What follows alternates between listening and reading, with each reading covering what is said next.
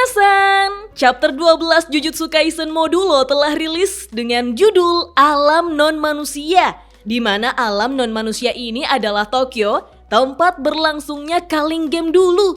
Tampaknya di chapter ini GG Akutami Sensei sudah mulai pembantaian karakternya Minasan. Kita diperlihatkan Cross yang ditembaki oleh petinggi Jujutsu.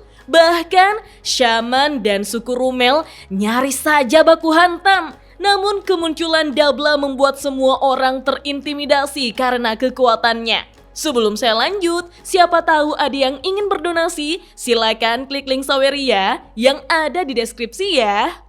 Tertulis pada panel awal, tepat ketika jalan menuju koeksistensi mulai terlihat. Diawali dari keterkejutan Usami dan Mino yang mendengar Jabaloma menyampaikan bahwa orang bumi sedang membantai kalian. Beberapa orang di suku Rumel bersikeras bahwa itulah yang terjadi. Usami bertanya balik, apa mungkin ada kesalahpahaman? Mestinya di bumi tidak ada kalian atau makhluk yang setara dengan mereka. Jabaloma menimpali bahwa mereka telah mengonfirmasi adanya air mata yang menetes dari mata ketiga milik para saksi. Mereka mengaku telah menyaksikan pembantaian kalian di Tokyo. Saat itulah Usami dan Mino tak bisa berkata apa-apa Minasan. Di sisi lain, Yuka dan Tsurugi tampak menjelaskan pada Maru tentang roh kutukan yang hanya muncul di Tokyo. Saat eksistensi roh kutukan terpaksa diumumkan ke publik akibat insiden Culling Game, isu bahwa roh kutukan hanya muncul di Tokyo juga dihembuskan. Berkat pernyataan itu, kebocoran energi kutukan berhasil dibatasi agar hanya terjadi di Tokyo, di mana tidak ada manusia yang keluar masuk. Tapi bukan berarti kemungkinan munculnya roh kutukan di luar Tokyo sama dengan 0% ya. Makanya mereka melakukan pemeliharaan Kekai Jimat penangkal roh jahat.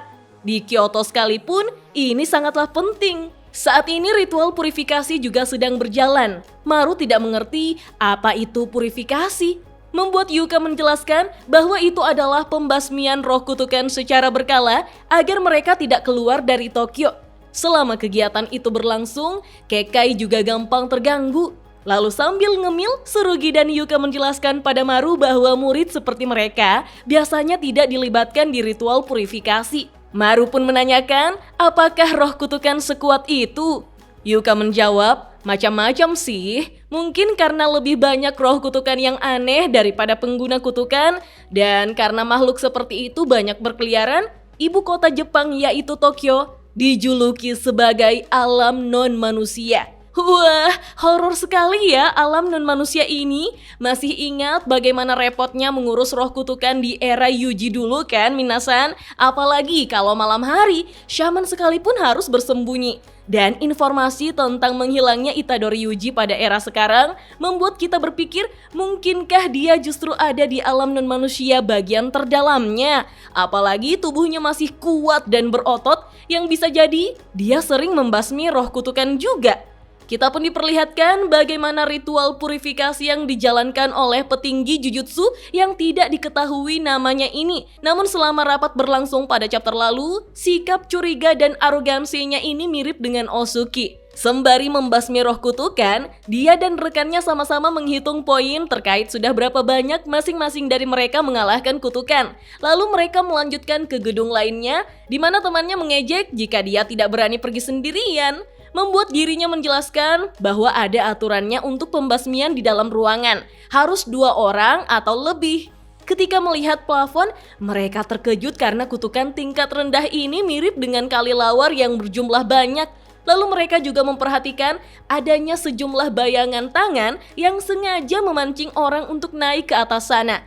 Ketika petinggi Jujutsu itu menaiki lantai dan memasuki ruangan lain, dia mulai mendengar suara, "Anak baik, dari mana asalmu?"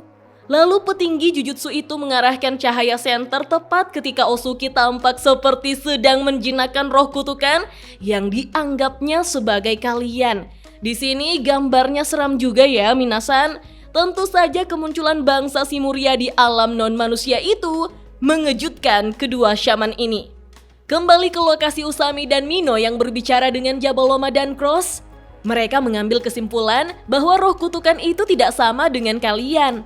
Kalau kalian, dia memiliki fisik yang nyata dan bentuk kehidupan yang memang sangat mirip dengan roh kutukan. Sedangkan roh kutukan merupakan entitas yang sangat mirip dengan kalian. Usami pun dengan tegas meminta Mino untuk segera menghentikan ritual purifikasi. Mereka harus segera berangkat ke Tokyo. Jabaloma menimpali bahwa mereka akan ikut serta. Cross menambahkan bahwa mereka bisa menghemat waktu dengan naik ke Nunax lalu turun di Tokyo. Wih, apakah itu berarti Usami dan Mino sudah dipercaya untuk ikut numpang di kapal induk alien, minasan? Akhirnya ada manusia yang merasakan naik kapal alien. Berpindah lagi ke lokasi Tsurugi, Yuka dan Maru, di mana Yuka dan Tsurugi masih menjelaskan kepada Maru soal penggantian jimat yang sedang mereka lakukan, bahwa mereka harus lebih hati-hati kalau yang diletakkan di situ adalah benda kutukan penangkal roh jahat. Karena seiring waktu, sifat benda kutukan pun bisa berubah. Bahkan, penangkal roh jahat juga bisa berubah menjadi penarik roh jahat.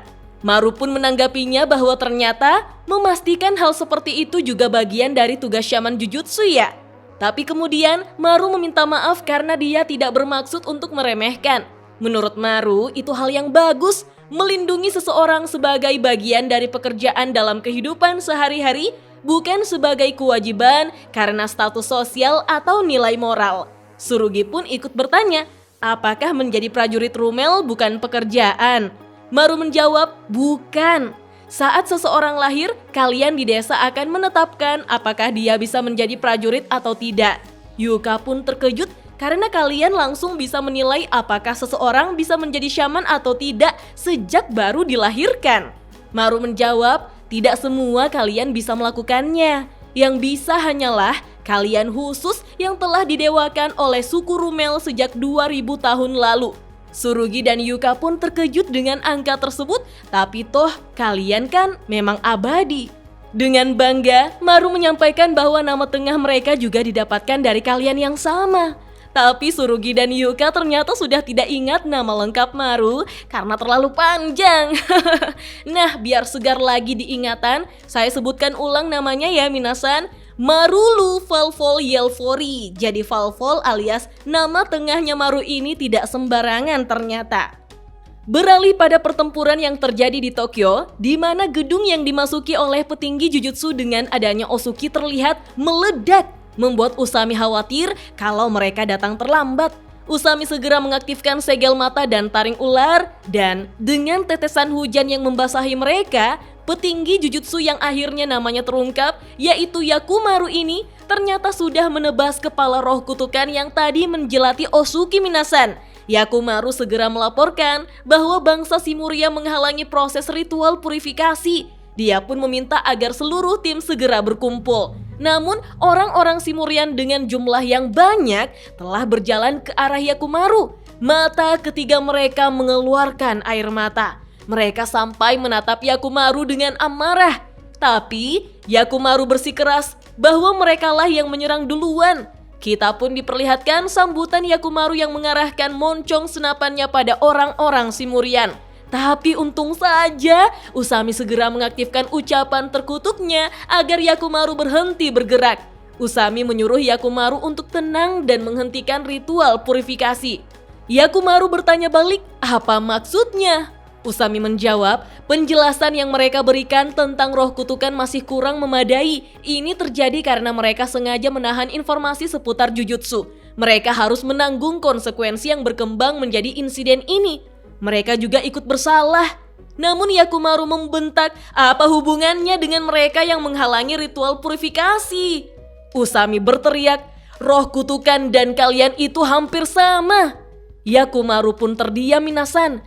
Sementara itu, Cross berusaha menenangkan Osuki yang menarik kerah bajunya bahwa itu adalah roh kutukan dan bukan kalian.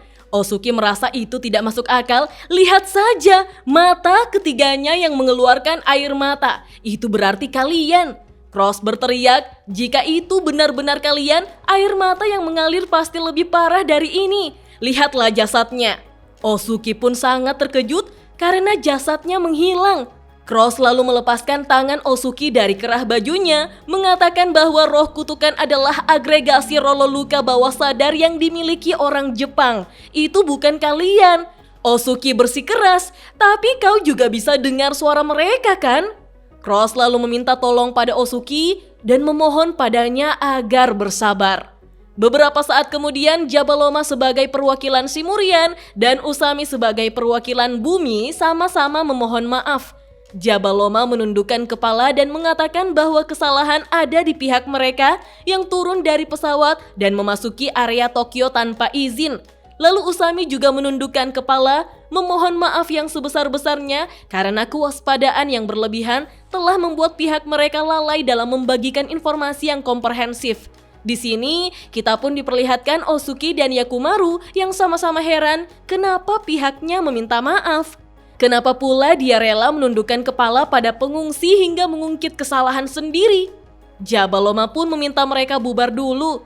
Usami merasa itu keputusan yang bijak. Nanti dia akan menghubungi Jabaloma lagi. Tapi kemudian Yakumaru merasakan adanya ancaman dari Cross yang menyentuh pedangnya. Kembali ke Tsurugi, Yuka dan Maru yang telah menyelesaikan tugas mereka. Maru penasaran apakah tidak ada tempat yang lebih mudah diakses? Yuka menjawab, bagaimanapun tempat yang cocok menjadi inti Kekai biasanya ada di puncak, di dasar, atau tempat keramat khusus. Maru merasa itu merepotkan, membuat Yuka dan Tsurugi mengatakan, pada dasarnya, shaman jujutsu memang selalu kekurangan orang. Tapi kalau orang-orang dari Rumel mau membantu, Maru pun merasa itu ide yang bagus. Bisa diperhatikan detail gambar di sini ada di atas kepala Maru yang seperti batu rolo luka yang bercahaya itu ya minasan. Maru dengan senang mengatakan kalau begitu mereka juga bisa bermanfaat bagi penduduk bumi. Yuka dan Tsurugi pun tersenyum senang mendengarnya. Ketika matahari akan terbenam, Maru berjanji sepulang dari sini dia akan menyampaikan pada teman-temannya. Menurutnya para prajurit Rumel juga pasti akan senang. Yuka dan Tsurugi pun tampak senang dan siap menunggu jawabannya. Sekarang ketiganya berpisah, berjanji akan bertemu lagi besok. Wah, hubungan mereka terjalin semakin erat. Tapi di Tokyo, terdengar suara 2 kali tembakan yang dikeluarkan oleh Yakumaru.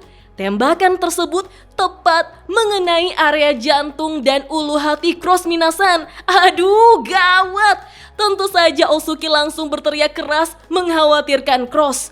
Di pihak bumi, Usami berteriak menanyakan kenapa Yakumaru melepaskan tembakan. Yakumaru beralasan bahwa Cross meraih senjatanya. Mereka mulai duluan. Mendengar itu Osuki semakin marah. Dia bahkan bersiap untuk membunuh Yakumaru. Jabaloma berusaha meminta mereka tenang, tapi mereka sudah terlanjur emosi dan meminta Jabaloma untuk tidak menghalangi mereka. Tapi di pihak bumi, para shaman justru bersiap untuk mengeluarkan senjata mereka, mengatakan bahwa mereka akan membela diri. Mino pun menghalangi mereka dan berteriak, "Tunggu teman-teman." Ketika sedikit lagi Usami akan mengeluarkan teknik ucapan terkutuknya karena situasi sangat kacau, tiba-tiba dirinya, Osuki, Yukamaru, Mino, Jabaloma, dan teman-teman Osuki merasa ketakutan saat Dabla datang dan bertanya, "Kalian sedang apa?" Semua orang langsung terdiam dan menatap Dabla yang terkuat telah datang. Tertulis pada panel akhir, kekuatan selevel tingkat khusus telah tiba. Wah, chapter ini sangat seru ya. Adrenalin kita juga ikut meningkat hanya dengan memikirkan bagaimana kalau Cross tidak bisa disembuhkan. Lalu sama halnya seperti Maki, di mana Maru mungkin saja mendapatkan evolusi kekuatan sebagai saudara kembar dari kematian saudaranya. Jadi, setelah perpisahan yang manis ini, perjumpaan Maru dengan Tsurugi dan Yuka akan sepenuhnya berbeda nantinya. Tapi karena darah tampaknya tidak keluar dari luka Cross, saya jadinya berharap jika Cross masih bisa diselamatkan minasan. Pasti di era sekarang juga masih ada teknik kutukan pembalik. Jadi masih ada harapan lah ya. Apalagi keberadaan Cross di sini sangatlah penting, bukan hanya bagi Maru, tapi bagi suku Rumel. Hanya saja, insiden penembakan Cross inilah yang mungkin akan menjadi alasan pemicu pihak Simurian tidak akan percaya lagi pada koeksistensi yang mereka lakukan, sehingga kemunculan Dabla di sini akan menentukan bahwa mereka akan sepenuhnya memilih jalur invasi. Toh pada 2 chapter lalu, Dabla memang mengatakan bahwa mereka bisa melakukan invasi kapanpun jika koeksistensi tidak berjalan baik. Apakah perang antara Shaman dan prajurit Rumel akan dimulai? Tentu saja, semua orang juga menginginkan kemunculan Yuji di saat seperti ini. Ataukah ada Shaman terkuat lainnya selain Yuka dan Tsurugi yang akan diperlihatkan? Iya sih, saya juga penasaran siapa sajakah yang menyandang special grade di era sekarang? Yah, percayakan saja pada GG Akutami Sensei. Percayakan ya, kok jadi ragu. Kalau menurut minasan bagaimana? Kita lanjut ngobrol yuk di kolom komentar. Dah.